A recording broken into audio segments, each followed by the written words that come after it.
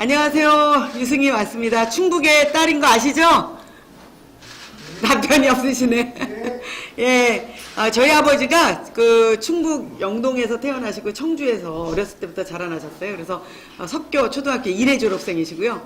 중학교, 그 다음에 이제 일제시대라 나중에 중학교 5년제였는데 나중에 다시 서울에 갔다 내려와서 청주 고등학교 이렇게 졸업하셔서 청주에 그리고 영동 해서 충북의 딸로서 다시 이렇게 또 이 자리에 서게 돼서 영광으로 생각합니다. 그리고 너무 폭염인데 이렇게 많이 와주셔서 감사드리고요. 충북에 대한 저의 애정과 또 깊은 존경심과 또 충북 고장 사랑 변함이 없고 또 더욱더 나이가 먹어갈수록 깊어진다는 이야기를 드리고 싶습니다. 그리고 오늘 이 자리에는 우리 지난번에 그 여성 그 도당위원장, 충북 도당위원장 했던 황경선 위원장 제 친구인데 여기 와서 같이 하고 있고요. 그리고 우리 박문희 도의원님도 함께 하고 계시고 우리 또 진천에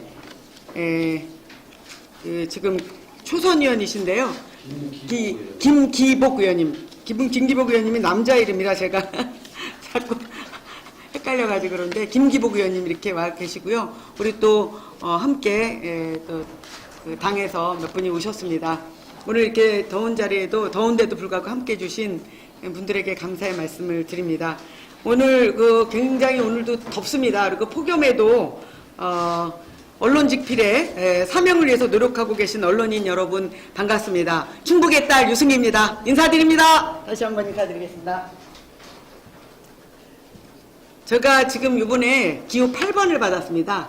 그래서 8월에는 8번 이렇게 캐치프레이즈를 만들었는데 사실 그 캐치프레이즈 제가 만들었습니다. 8번을 우리 부장관이 뽑아왔는데 너무 고민을 하길래 걱정할 거 없다. 팔자가 좋은 팔자다. 이렇게 해서 8월에는 8월 이렇게 했습니다. 이번 주 금요일 오후 5시에 청주 장애인 스포츠센터에서 저희 더불어민주당의 충북도당 대의원 대회가 열리게 됩니다. 그래서 합동연설회가 열립니다. 제가 충북 영동이 본가이고 또 청주에서 아버님이 그 고등학교까지 다니셨기 때문에 충북의 딸로서 합동연설에서 앞서서 존경하는 충북 도민들과 충북의 언론인 여러분들께 인사드리는 것이 제 도리라고 생각하고 오늘 청북도청을 찾았습니다. 그리고 저희 아버지께서는 또 오랜 동안 청주에 있는 제일교회 또 명예교인으로 그쪽에 인연을 계속해서 하고 계시고 요즘도 한 달에 한 번씩 꼭 석교초등학교 그 동창회를 비롯해서 또 청주에 고등학교, 중학교 같이 나온 동창회를 한 달에 한 번씩 하고 계십니다. 저희 아버님은 90세이십니다. 90세이신데 너무 청렴한 또 공직 생활을 오랫동안 하셨기 때문에 자랑스럽게 생각하고 있고 또 충북 고향의 충절을 이어받은 그런 아버님의 명예를 정말 이어가기 위해서 제가 더욱더 좋은 정치인으로 하려고 노력을 하고 있습니다. 익히 아시겠지만 저는 잠깐 소개를 드리겠습니다. 제가 이화여대를 나와서 학생운동과 노동운동을 했습니다. 그리고 민주당에 몸을 담은 지 24년이 지났습니다. 1995년도 기초위원으로 시작해서 김대중 대통령 시절인 1998년에 민주당 최초의 공채 여성국장으로 당직을 시작했고 노무현 대통령의 인수위 전문위원으로 일했습니다.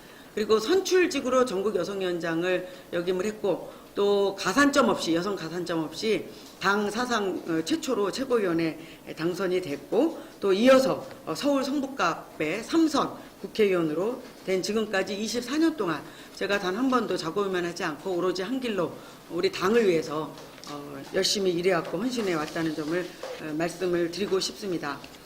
제가 최고위원에 출마한 이유는 지금 집권 여당의 더불어민주당이 6.13 지방선거의 압승으로 굉장히 국민들의 기대가 굉장히 드높아졌습니다. 그런데 이런 국민들의 기대에 우리 더불어민주당이 부응을 반드시 해야만이 우리가 집권당으로서의 책임을 다하는 것이고 또 앞으로 민주주의가 더욱더 뿌리를 내리고 정치 민주화뿐만이 아니라 경제 민주화를 이루는 데 있어서 이번이 가장 중요한 초석을 다지는 계기라고 생각을 했고 그렇지 못하면은 또다시 이명박근혜의 지난 10년의 세월로 되돌아갈 수밖에 없다. 그런 그 책임감을 가지고 24년 민주당 지킴이로서 다시 출마를 하게 되었습니다. 충북 지역에서 이시종 지사님을 비롯해서 11곳의 기초단체장 중 7곳에서 우리 단체장이 당선이 되었습니다. 그야말로 상전벽해입니다. 이번 지방선거에서 그야말로 자유한국당의 텃밭이라고 하는 지역을 몇 군데 제외하고는 더불어민주당이 전국적으로 압승을 거뒀습니다. 그래서 전국적으로 151군데 기초 지방자치단체장을 배출해냈습니다. 이번 선거 결과에 대해서 우리 문재인 대통령께서 등골이 그야말로 서늘해지는 두려움을 느낀다라고 말씀을 하셨습니다. 이번 압승으로 저희 당에 대한 정말 국민들의 기대가 굉장히 더 높고 그만큼 높은 것만큼 우리들의 책임이 무한대로 크다는 것을 실감을 하고 있습니다. 최고위원 후보로 출마한 다른 후보들, 당 지도부의 일원으로서 모두들 다 충분한 역량을 갖췄습니다. 단지 국민들의 기대치에 부응하려면 그래도 3선 국회의원으로서의 중량감 그리고 24년 민주당 지킴이로서의 당 시스템에 대한 이해 그리고 여성을 위한 정치를 말로서가 아니라 온몸을 그야말로 던져서 치열하게 실천해온 저 유승희가 가지고 있는 여성 대표성 뭐 이런 것들을 감안해 봤을 때 앞으로 특히 문재인 정부가 성공을 하기 위해서는 적폐에 맞서서 싸워야 될 그런 책임감이 더욱더 막중하기 때문에 제가 적임자다. 그야말로 팔팔한 에너지랑 팔팔 끓는 정의감으로 제가 그동안에 10년 동안 거꾸로 간 우리 대한민국의 민주주의를 다시 정상으로 세워놓고 또 그동안에 더욱더 빈부격차가 커진 우리 대한민국의 경제의 현실을 되돌려놓을 수 있는 그 적폐 청산의 적임자라고 생각해서 출마를 결심했습니다. 제가 최고위원이 되면 가장 먼저 앞장서서 그야말로 문재인의 개혁과제를 완성해내는데 제가 이명박근혜 정권과 치열하게 싸워온 그 구력을 가지고 정의감을 가지고 앞장서려고 합니다. 그래서 무엇보다도 적폐를 청산하는데 해내는데 우리 더불어민주당이 더욱더 큰 역할을 할 수 있도록 그래서 문재인 정부의 그런 개혁 과제를 수행하는 데 있어서의 힘을 보태겠다 이런 말씀을 드립니다. 아울러서 유일한 기초의원 출신입니다. 제가 1995년도에 기초의원으로 시작을 했습니다. 지금 최고위원 후보 중에 이 풀뿌리 정치 현장에서부터 출발한 사람도 많지 않다고 봅니다. 그래서 이렇게 그 풀뿌리 정치 현장에서 헌신하고 계신 지방 의원님들을 가장 잘 이해하고 또 그분들의 든든한 팔이 될 수 있는 후보라고 감히 자부합니다. 여성 당원들의 위상도 제대로 지켜야 되겠습니다. 사실 이번에 광역자치단체장 중에서 단 한 명의 여성을 배출하지 못했습니다. 그리고 기초의원은 30% 당원을 지켰지만 광역의원조차도 당원에 적시된 30%를 지키지 못했고 특히 기초단체장은 151명 중에 단 7명에 불과했습니다. 그래서 제가 또다시 최고위원으로서 당선이 되면은 여성의 당내 위상을 더 강화하고 확보하는데 혼신의 힘을 더 해야 되겠다. 그리고 2020년도 또한 그 지역구 공천에 있어서 반드시 여성이 제대로 된 역할을 할 수 있도록 해야 되겠다 이렇게 생각을 하고 그것을 말로가 아니라 실천하겠다는 말씀을 드립니다. 우리가 이번에 압승을 해서 지방선거 당선자만 더불어민주당이 2,400명입니다. 그리고 권리당원이 70만입니다. 그리고 일반 당원까지 포함하면 400만이라고 합니다. 그래서 엄청나게 거대한 정말 여당이고 또 전국 정당이 되었습니다. 이렇게 거대한 당을 움직이려면 당의 시스템을 제대로 이해하는 사람이 필요하다. 그리고 당을 안정적으로 관리할 그런 경험 있는 사람이 그러한 최고위원이 필요하다고 생각합니다. 제가 3선 국회의원으로서 당의 안정과 그리고 혁신이라고 하는 두 가지 과제를 반드시 동시에 달성하겠다고 분명히 약속드리겠습니다. 사랑하는 충북도민 여러분, 제가 작년에 국회 예결특위의 개수 조정 소위에서 소위위원으로 일했습니다. 그때 충북의 예산을 제대로 챙겼습니다. 이시종 도지사께서 제가 충북 예산을 챙기려고 정말 열심히 노력했다는 것을 잘 알고 계실 겁니다. 충북의 딸 유승희가 최고위원이 되어야만이 한 명의 국회의원이 아니라 그야말로 저 한 명의 국회의원이 아니라 당 차원에서 충북 발전에 힘을 받고 힘을 쓸 수가 있다 이렇게 봅니다. 그리고 제가 또 상임위도 그 기획재정위원회 위원입니다. 저 유승희가 최고위원이 되면 이시정 도지사님의 도정 그 방향으로 지금 설정하고 있는 1등 경제 충북의 기적 실현입니다. 이 기적이 아니라 현실이 되도록 중앙에서 열심히 돕겠습니다. 누구보다도 충북을 사랑하고 충북에 뿌리를 둔 충북의 딸이 이 과제를 실현해낼 수 있다고 저는 감히 말씀드리겠습니다. 문재인 대통령의 충북 지역 핵심 공약인 중부권, 중핵 경제권 육성도 확실히 완수하겠습니다. 제가 과기정의만 과학기술정보통신위원회만 17대, 19대, 20대 초반까지 장장 10년을 했습니다. 그래서 누구보다 ICT에 대한 이해를 깊게 가지고 있다는 점도 같이 말씀드리고 R&D에 대한 이해도 깊이 있게 갖고 있습니다. 그래서 그동안의 10년간의 과기정통위원회에서 경험했던 경험과 또 기재위에서 또 이 예산을 챙기는 그런 지난 해에 예결특위위원으로서 그리고 제가 오랜 동안에 당 생활을 하면서 익혀온 예산 확보에 대한 노하우를 살려서 충북의 예산을 확실하게 챙기겠습니다. 그래서 충북의 바이오헬스 혁신 융합 벨트 지금 전략적인 이 계획이 세워졌지만 이것이 확실하게 구축될 수 있도록 그리고 청주공항을 중부권의 거점 공항으로 육성하고 중부권 대기 환경청 설립도 전폭적으로 지원하도록 하겠습니다. 충북의 딸이 해낼 수 있습니다. 또 충북에 대한 깊은 애정과 또 책임감을 막중하게 느끼고 있기 때문에 제가 전력을 다하겠다는 말씀을 드립니다. 저 유승희가 삼성 국회의원 그리고 24년 민주당 지킴이로서 이번 최고위원회에서 압도적인 지지를 받을 수 있도록 당선될 수 있도록 사랑하는 충북 도민 여러분들께서 함께 해주시기를 간곡히 부탁드립니다. 지금 계속되는 그 폭염을 우리가 날려줘야 되겠습니다. 에어컨보다 시원한 그런 바람과 같은 시원한 바람과 같은 그런 정치 시원하게 보여드리도록 하겠습니다. 8월에는 8번 유승희입니다. 꼭 충북의 딸 유승희를 지지해 주시기 바랍니다. 그래서 압도적인 지지로 충북의 발전을 위해서 힘쓸 수 있는 그런 기회를 주시면 정말 감사하겠습니다. 도와주십시오.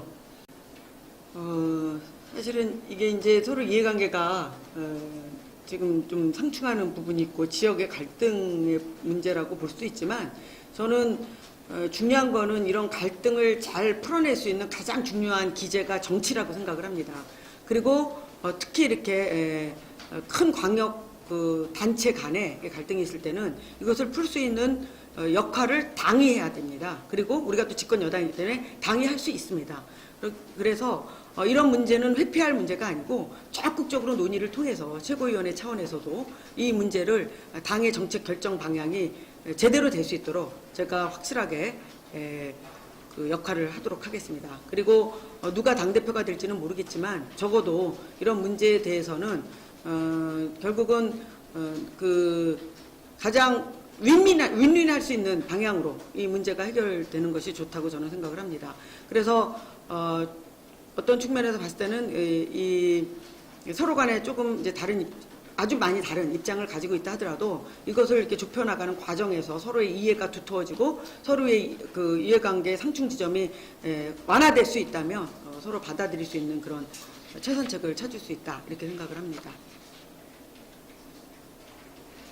갈등 구조를 사실은 보면은 이제 갈등이 일어나면은 지역에서도 보면은 복잡한 문제가 생깁니다. 이러면 재개발 문제라든지 이런 거 생기면 재개발 문제에 개입해서 좋을 일 하나도 없으니까 절대로 제발 좀 그 위원장은 좀 그런 데 끼지 마라 그렇게 저한테 얘기하지만 저는 제가 이제 지역구가 서울 성북갑인데 거기에 아파트가 너무 많이 들어섰거든요. 그래도 적어도 아파트 없이 그 보존되어야 될 지역이 있습니다. 그리고 원주민이 쫓겨나는 상황이 발생할 수 있는 그래서 오히려 어떻게 보면 지역 주민의 입장에서 봤을 때는 재개발이 안 좋을 수가 있는 그런 지역이 또 있습니다. 지역에 따라서 조금씩 다르지만 그럴 때는 저는 적극적으로 개입을 합니다. 또 개입을 하다 보면은 이해관계 상충되는 부분이 잘 해결해 나가기도 하고 또 제가 선택한 방향이 옳을 때가 또 100%는 아니지만 많이 있습니다.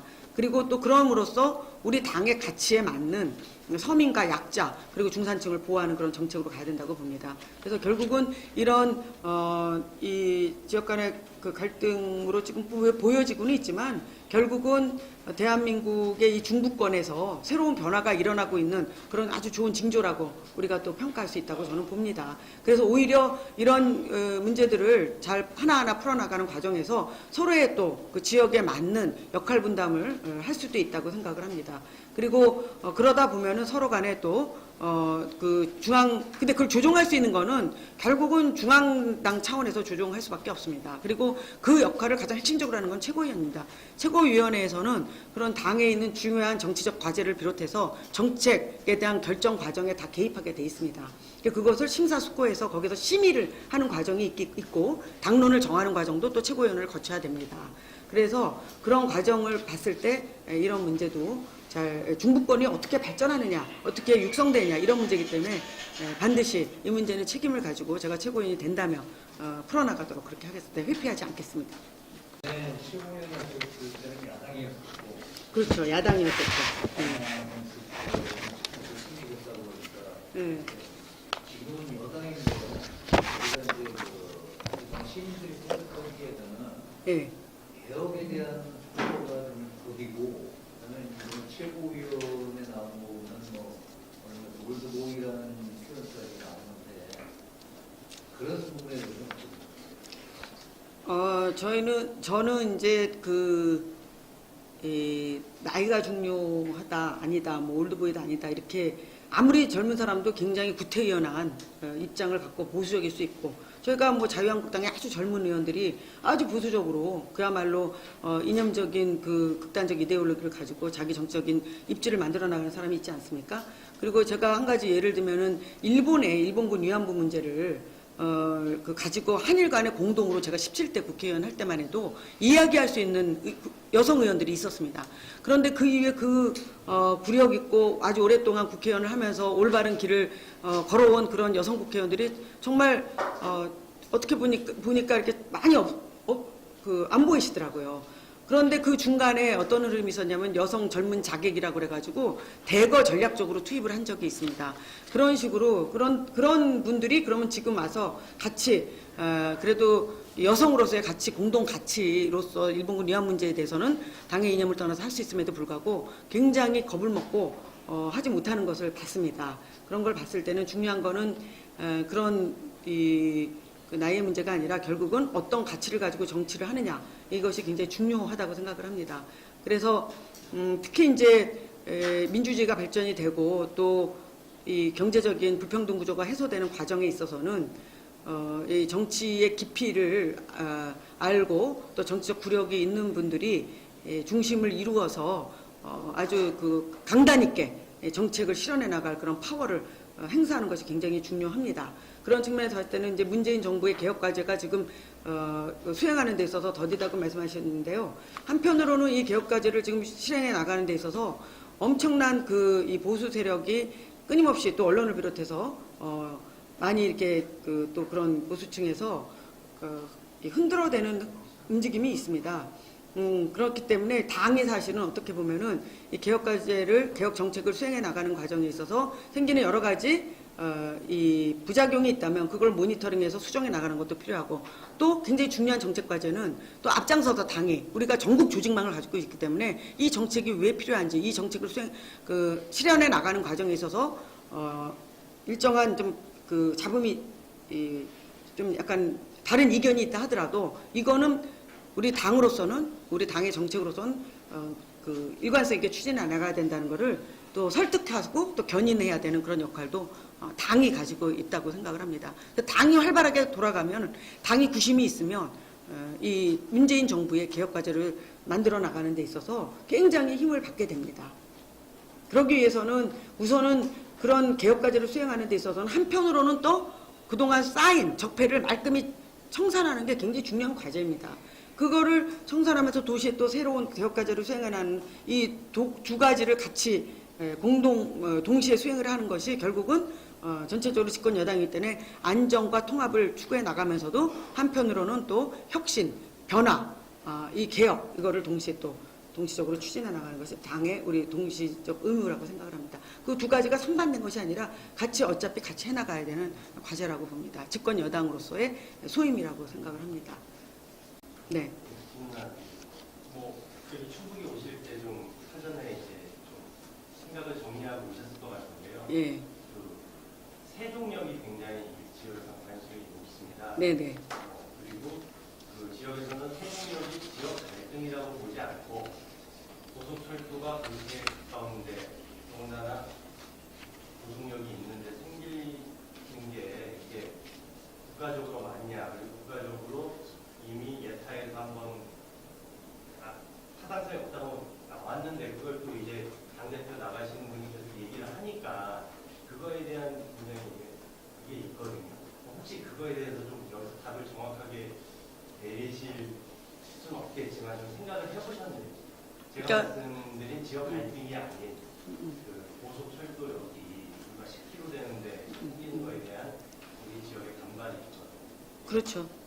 저는 당연히 있다고 보고 또 거점이 일정하게 분산되는 거기 때문에 지역 경제에 미치는 여러 가지 영향력을 생각했을 때 당연히 충청북도에서는 그런 문제제기가 있고 또 예타에서 한번 그 굴절된 이 경험이 있기 때문에 그런 부분에 대해서도 우리가 다시 한번 좀 스크린하는 것이 필요하겠다 이렇게 말씀드립니다. 네, 그럼에도 불구하고 그러니까 그거는 이제 아까도 말씀드렸지만은 그거를 찬성한다, 반대한다, 표를 의식해서 할 수 있는 부분이 아니라고 생각을 합니다. 결국은 세종시나 결국은 충청북도나 다 우리 더불어민주당이 지금 다 자치단체장을 하고 있고 또 더불어민주당이 집권 여당으로서 책임 있게 이 대응을 하는 것이 굉장히 중요하기 때문에 개인적으로 이것을 찬성하느냐 반대하느냐 이렇게 할 수 있는 문제는 아니라고 생각을 합니다. 이해해 주시기 바랍니다. 아까 말씀하신 대로 이제 대표가 강단이 있고 결단성이 있으면은 이게 그게 곧 적선으로 흐르거든요.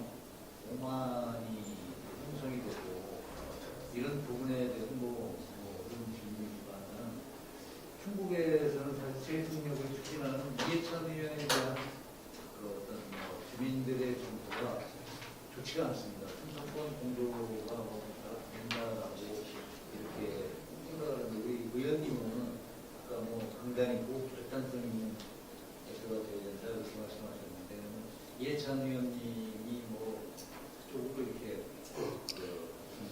저희는 지금 이번에 선거의 특색이 뭐냐면은 당대표 하시는 분들은 어떠한 최고위원과도 지금 연대를 안 하고 있습니다. 그리고 최고위원들 중에서도 또 어떤 당대표를 지지한다 이렇게 지지 선언하는 사람은 단 한 사람도 없습니다. 어떻게 보면은 지금의 그 현상이 좀 재밌는 그러니까 좀 독특한 현상이라고 보는데 그만큼 최고위원은 그러니까 그만큼 치열하다는 얘기도 될 수 있고요. 또 여러 가지 측면에서 봤을 때 여러 가지 함의가 있다고 볼 수는 있겠습니다만은 그런 측면이 있고요.